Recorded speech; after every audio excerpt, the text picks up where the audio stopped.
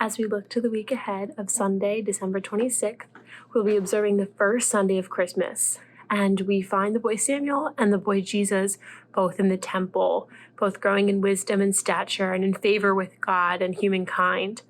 We too have returned to the house of God to sing psalms, hymns, and spiritual songs to God, who has gifted us with the Savior. As the festival continues, let the peace of Christ rule in your hearts, because it is Christmas still. The first reading is from 1 Samuel chapter 2, verses 18 through 20 and 26. And basically, Hannah dedicates her son Samuel to God's service.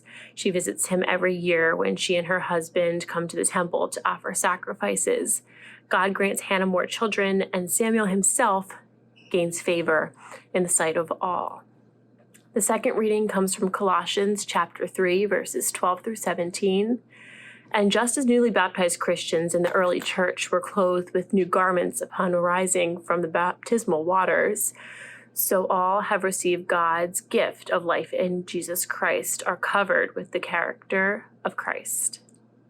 And the gospel comes from Luke chapter 2, verses 41 through 52.